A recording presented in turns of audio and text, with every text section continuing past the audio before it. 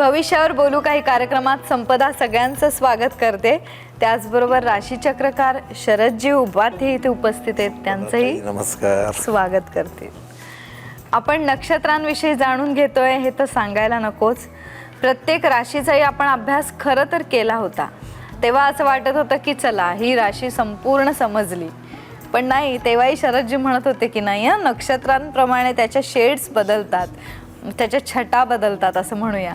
तेच आज अनुभवाला येत आहे, कारण आपण वृश्चिक राशीपर्यंत 8व्या राशीपर्यंत आज पोहोचलो आणि ती राशी अभ्यासताना 3 पुन्हा नव्या नक्षत्रांचा आपण अभ्यास करणार आहोत. विशाखा, अनुराधा आणि ज्येष्ठा.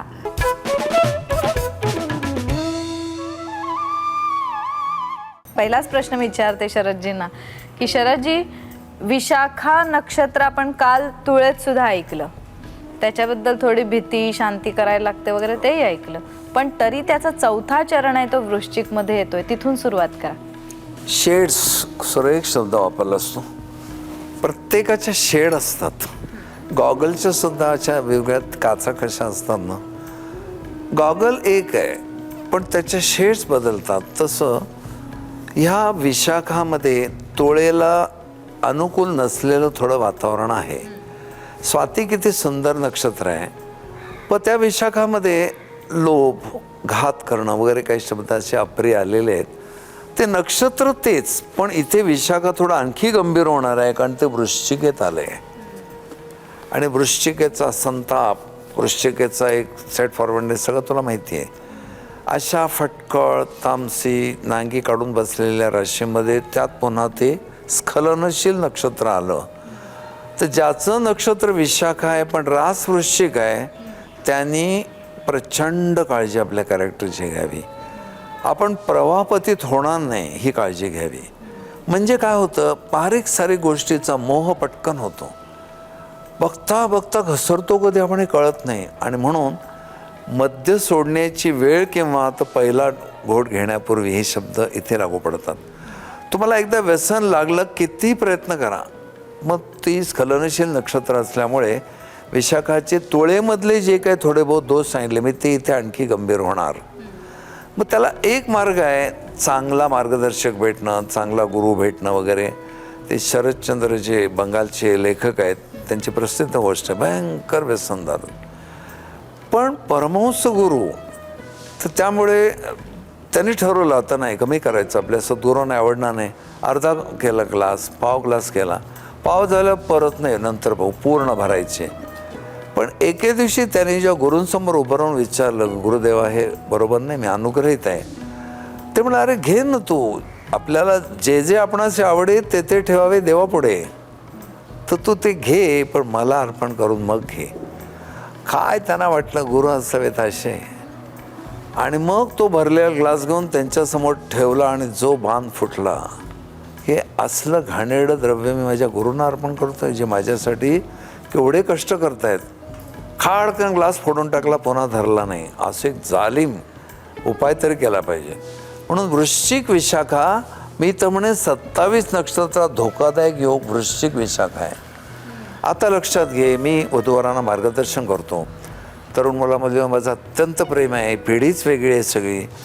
पण अंतराळातून अंतरंगाकडे पुस्तक मी त्यांच्यासाठी लिहिलं, तुमचा जोडीदार कसा निवडा.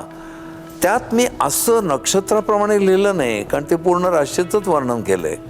इथे या माध्यमातून आपल्याला एक्सप्लेन करायला मिळते की ज्या मुलाची रास वृश्चिक आणि नक्षत्र विशाख आहे त्याची सगळं वागणं हे एज्युकेटेड माणसाला शोभादायक असेल असं नाही. केवळ नक्षत्रापुरतं, मग ग्रह बलवान वगैरे वेगळं. पण जसं आपण एक मेषेमध्ये पाहिलं होतं पूर्वी की अश्विनी ग्रेट आहे पण भरणी थोडंसं त्याला कलंक लावणार आहे, तसं वृश्चिकेबद्दल पूर्णपणे लोकांचा असा समज झाला आहे तामसी आहे, फटकळ आहे, नांगी काढणारी आहे, दंश करणारी आहे, डंख मारणारी आहे. असं नाही.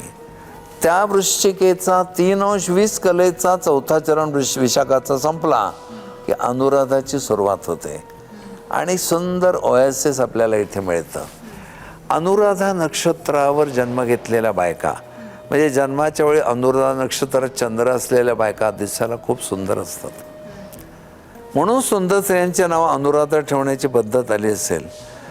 त्यांचे डोळे फार सुंदर असतात. हे स्पेसिफिक वर्णन मी का करतोय, मेडिकल ॲस्ट्रोलॉजी त्याला कारण आहेत. काळेभोर डोळे, हसतमुख चेहरा आणि हसरे डोळे नावाचा एक प्रकार आहे. ते हसरे डोळे हसऱ्या माणसालाच कळतील का नाही.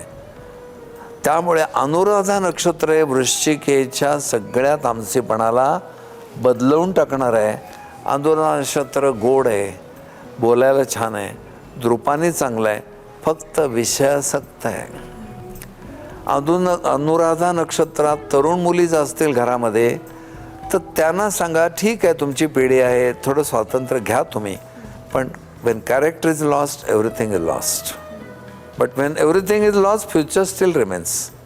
तर तुम्ही हे एकदम वाहवत जाणं करू नका. शरीर सुख म्हणजे सर्व सुख नव्हे. अनुराधा नक्षत्राच्या मुली अत्यंत विषयासक्त असू शकतात जर त्यांचं शुक्र बिघडलं तर. तर अनुराधा हे फार गोड नक्षत्र आहे, अतिशय बोलायला चांगलं आहे, भाषा चतुर आहे, कलासक्त आहे.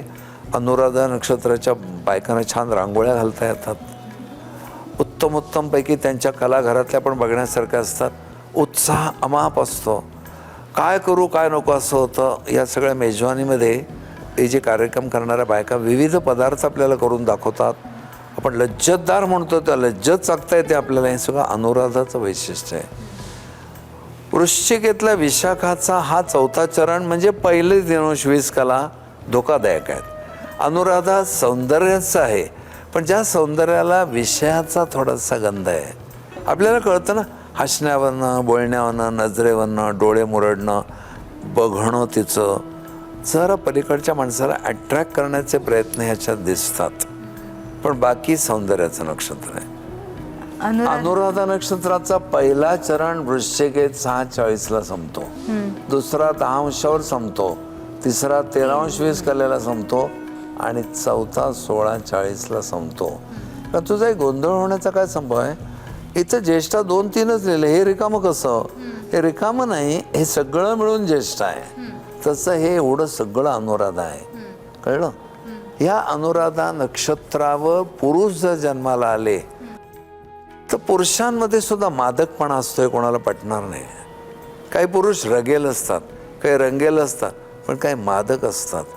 आणि ते मादक पुरुष हे डोळ्यावरनं कळतात. डोळे गहिरे असतात असे त्यांचे, बघणं ठाव घेणार असतं. अनुराधा नक्षत्राचे पुरुष गहिऱ्या नजरेचे, अनुराधाच्या बायका विषयासक्त आणि अनुराधाचे स्त्री पुरुष कलासक्त. पुढे चालू होतं ज्येष्ठा. हे ज्येष्ठा चालू होतं वृश्चिकेतल्या 20 अंशावर.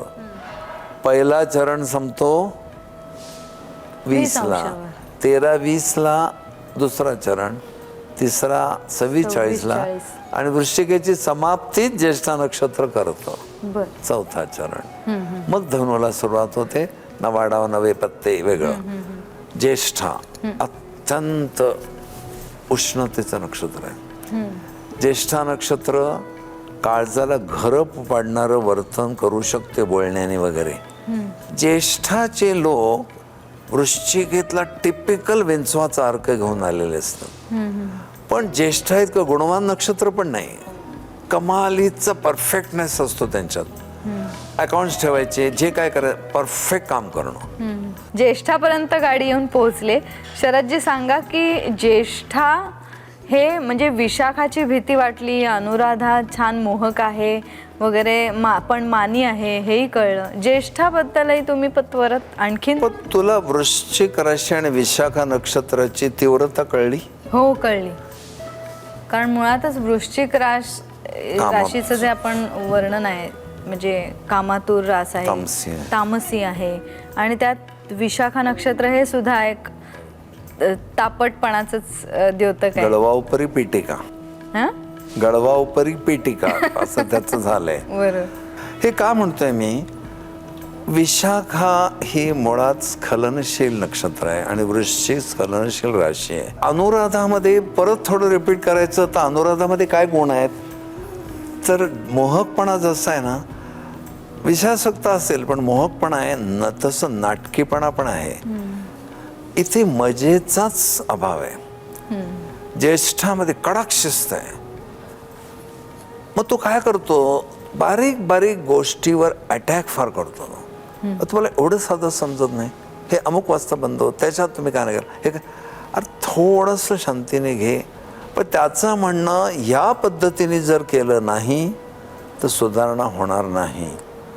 मग त्यांचा त्या ज्येष्ठाची शिस्त कुठपर्यंत जाऊ शकते, तर छोटी मुलं आहेत घरामध्ये, समजा अगदी 1-1.5 वर्षाची, आणि त्याला आपण अरे काय ते लहान मुलं करतात, नाही नाही ते आत्तापासून बरोबर त्यांना त्यांच्या मनात ते भीती गेली पाहिजे, अमुक केलं. आपल्याला वाटते करवू रे, पण ती त्यांची शिस्त असते. आणि ते म्हणतात की दुनिया ही असं जो संकटात सापडतो त्याच्या मागे कधी नसते, तर आपण ह्या संकटात मुळात सापडायचं नाही, मग आपण परफेक्ट असलं पाहिजे. हा मेष मधल्या अश्विनी नक्षत्राचा आणि वृश्चिकेतल्या ज्येष्ठाचा संबंध बघ. ज्येष्ठा कडक आहे, शिस्तप्रिय आहे, पण दुसऱ्याच्या भावनांचा विचार करणारी नाही आहे. अश्विनी पण मेषमधल्या मंगळाच्याच राशीमध्ये आहे, पण ते दुसऱ्याला घडवतं. आणि ज्येष्ठामध्ये कसं, मी जे करतो ते अभ्यास पूर्ण करतो, तुम्ही मी सांगतो तेवढं ऐका, उज्जत घालू नका, नो आर्ग्युमेंट्स. हे ज्येष्ठाचं आहे. पण त्याच वेळी ज्येष्ठाचं कर्तृत्व अपार आहे, चिकाटी अफाट आहे. त्यांचं सगळं प्लॅनिंग उत्कृष्ट असतं, अभ्यास पूर्ण असतं. ज्येष्ठाचा मुलगा नवीन लग्न झालेला असेल, तो त्यात फार रमेल असं नाही. त्याच वेळी त्याच्याकडे एकदा प्रोजेक्ट आला तर सांग प्लीज मी जरा ह्याच्यात बिझी आहे. तो मनोरंजन बाजूला ठेवेल आणि आपली कर्तव्य पहिली करेल. अंतःकरणाने खूप चांगला असून बाहेर दिसायला उग्र वाटणारा ज्येष्ठा पर्सन असं म्हणत त्याचं वर्णन आहे. आणि अनुराधामध्ये काय त्याच राशीत आहे, पण कसे एखादी मुलगी खूप लाघवी असावी, हसतमुख, आणि एखादा मुलगा कडक असावा, तसं भिन्न वर्णनं निघतात. पण ज्येष्ठा नक्षत्राच्या मुलाशी किंवा मुलीशी लग्न करू इच्छिणाऱ्या माणसाला मी एक सांगेन, तुम्ही सुद्धा वृश्चिकवालेच असाल तर उत्तम, नाही तर तुम्हाला ती दादागिरी फार झेपणार नाही. मग त्याची बायको एखाद वेळेस समजा अगदी नाजूक मीन राशीची वगैरे असेल तर रडत बसेल, मेषवाली असेल तर सरळ काय ते असेल तर इव्हन डिवोर्स घेईल, ते नेम नाही. पण तशी परिस्थिती ज्येष्ठा निर्माण करतं. ते कठोर कडक शिस्तप्रिय व्यक्तिमत्व समोर आण, भावनांना कमी महत्त्व देतं, कर्तव्याला जास्त, आणि रिझल्ट ओरिएंटेड राशी आहे. आणि वृश्चिक राशी कोणत्या अवयवांवर पडते? वृश्चिक राशीतलं विशेषतः ज्येष्ठ नक्षत्र गुह्येंद्रियावर पडतं. म्हणून ज्येष्ठाच्या लोकांना हिटचे त्रास होण्याचा संभव, इवन त्यांना झाले तसे त्यांनी दुर्लक्षित करू नये. हर्पीस वगैरे जे प्रकार आपण ऐकतो ते ज्येष्ठाला संभवतात. आणि प्रचंड हायजीन जे आहे, विशेषतः गुह्येंद्रियाचं हायजीन, ते सांभाळण्याची गरज वृश्चिक 20 ते 30 अंश नाही, मग 10 अंश होतील. हा जो 20 अंशाला पहिला क्षण संपतो, चालू होते 16:40 आणि 30ला संपतो. पण शरदजी आता सांगा की विशाखा आणि अनुराधा नक्षत्राचा अंमल कसा असतो आपल्या एखाद्या शारीरिक रोगावर? तिन्ही नक्षत्रामध्ये एक एक फरक सांगतो. विशाखाचा जास्तीत जास्त परिणाम स्वभावावर होतो. तुमच्यात जी हीट आहे ना, ती हीट म्हणजे वृश्चिक, ही हीट स्वभावाने पण बाहेर पडते. आपण म्हणतो का नाही, काय गरम स्वभावाचं आहे, म्हणजे हीट स्वभावातनं बाहेर पडते. विशाखामध्ये तो प्रकार जास्त नसता, मग कारण क्षुद्र मानापमानाच्या कल्पना पण असू शकतात. मी नेहमी शकतात का म्हणतो, इतर ग्रह बॅलन्स केले पाहिजेत. अनुराधामधली हीट सगळी ही मगाशी सांगितलं विषयासक्त आहे. एखादी व्यक्ती कामातूर होते तर त्याच्या बॉडीचं टेम्परेचर वाढलेलं असतं, मग त्या व्यक्तीचं शरीर गरम लागतं, ही सुद्धा हीट नाही का? म्हणजे वैषयिक भावना मनात थैमान घालू लागल्यावर शारीरिक हीट असं अनुराधेचं फळ आहे. आणि ज्येष्ठामधली हीट थोडी जरा काळजीची एवढ्यासाठी आहे की ती जलराशी आहे आणि हीट आहे, त्यामुळे नेहमी जखमा ओल्या असणं असं आपण म्हणतो, ते चिडचिडणं. ज्येष्ठाचा संबंध आणखी गुहेंद्रियाशी थोडा येतो, तो मूळव्याध, इतर ज्या काही आपण हीट बॉईल्स, हर्पीस, किंवा जर कॉन्टॅक्ट्स वाईट असले तर होणार रोग. पण ज्येष्ठामध्ये जसं प्रवाहपतीत आहे ना, तसं ज्येष्ठा खंबीर पण आहे. ज्येष्ठाच्या मुलामुलींना तुम्ही एक मार्ग दाखवलात, विपश्यना असेल, धार्मिक मार्ग असेल, तर ते फॉर्म आहेत मग. आणि जर काहीच मार्गदर्शन नाही आणि वाहवत गेले तर त्यांच्या इतकी व्यसने रास नाही. मद्यपान करणाऱ्या लोकांची सुद्धा वृश्चिक राशी जास्त आहे, पण त्यात ज्येष्ठा खूपच छान आहे. म्हणून एक बाई छोट्या मुलाला सुद्धा बाटलीने नाही पाजायची, चमच्याने पाजायची, वाटीतून दूध घेऊन. कारण विचारलं तर म्हटली, मला बाई भीती वाटते बापाच्या वळणावर जाईल बाटली दिली तर. एवढ्या लहान वयापासून काळजी घेते. मी त्या बाईने काय नवऱ्याला झोकलं असेल ना. तर तो भाग ज्येष्ठामध्ये असल्यामुळे ज्येष्ठाच्या मुलामुलींनी कधीही ड्रग्स ॲडिक्ट होऊ नये. ड्रिंक्स नको, सिगरेट नको, गुटखा नको. आता तर संशोधन झालं, सुपारी पण कॅन्सर आणते. कातरलेली सुपारी म्हणजे आपल्याला किती सेफ वाटत होतं. सुपारीमुळे टोबॅकोपेक्षा जास्त वेगाने कॅन्सर होतो. काल परवा न्यूज दिली आहे टी व्हीवर. मग आम्ही काय म्हणतो, आमच्या सगळ्या वडीलधाऱ्या माणसाने काय झालं, व्यसनच करू नका. मानवी शरीर ही अमोल देणगी आहे, ती बापूजींच्या नोटा देऊन मिळत नाही. ती मिळालेलं एकमेव कारण तुम्ही भगवंताची प्राप्ती करून घ्यावी म्हणून दिलेली आहे. होता होईतो जे भगवंतांना आवडीचं असेल असं आम्हाला शिकवलंय वेदामध्ये, पुराणामध्ये, उपनिषदामध्ये, ते करा. पण इतकं सहजासहजी माणूस मुक्त होत नाही. त्याला कसले ना कसली ओढ लागतेच. ज्येष्ठामध्ये सगळ्यात जास्त धोका येतो आणि वृश्चिक विशाखामध्ये ॲडिक्ट झाल्यावर प्रॉब्लेम आहे. आता मला सांगा की कुठल्या नक्षत्राचं कुठल्या नक्षत्राशी जमत नाही, जसं आपण ग्रहांचं पाहिलं होतं राशीप्रमाणेच होणार. मेषेचं कन्येशी जमत नाही म्हटल्यावर अश्विनी उत्तराचे गुण काढून बघ पंचांगात, 18च्या खाली येणार. भरणी आणि हस्तचे काढून बघ, फुलीच लिहिलेली असते. म्हणजे पंचांगात मेष आणि कर्केच्या पुढे फुली आहे नक्षत्रांच्या. फुली म्हणजे षडाष्टक, मृत्यू षडाष्टक. मृत्यू म्हणजे नाश, वैवाहिक जीवनाचा नाश. म्हणजे 1% पण परवानगी नाही. ही नक्षत्र घे, अश्विनी उत्तरा, भरणी हस्त, कृत्तिका चित्रा, क्रॉस. फुल्लीच मारलेली असते. पंचांग असेल तर आपण आत्ताही बघू शकतो. बरोबर. आणि कुठल्या नक्षत्रांशी जमीन, म्हणजे आता वृश्चिकचा आपण अभ्यास करतोय, तर विशाखाचा आता एक साधारण तू विचार कर, पुष्य नक्षत्र श्रेष्ठ सुभग चित्त नक्षत्र आहे. मग त्या पुष्य नक्षत्राचं पावित्र्य हे रेवतीच्या जवळपास येईल. 2 बायका देवळात ज्या जमतात कीर्तनाला, त्या दोघीही सात्विक तरी असतात, पुराणप्रिय तरी असतात. असं कधी आढळत नाही की देवळात एक माणूस झांजा घेऊन आला आणि एक बाटली घेऊन आलाय, असं कधीच आढळत नाही. नक्षत्रांचे स्वभाव पाठ केले नीट की तुम्हाला नक्षत्र जवळपास कोणाच्या येतात ते कळतं. आणि मग लक्षात येईल, कृत्तिका हे उग्र नक्षत्र आहे, विशाखा उग्र आहे. कृत्तिका विशाखा आले तर 2 व्यसनी माणसं एकत्र आली. हे पण विवाहाच्या वेळीच असं नाही, व्यवहारात बघा, सासू सुनामध्ये बघा, वडील मुलीमध्ये बघा, भावा बहिणीमध्ये बघा, तेच अनुभव येतील. एक भावंड अतिशय आवडतं आणि दुसऱ्या भावंडाचं जमत नाही. का होतं असं? राशीपेक्षा नक्षत्र बेस थेरी आहे. मग काय वृश्चिकनी आज इथे थांबूया ज्येष्ठावर.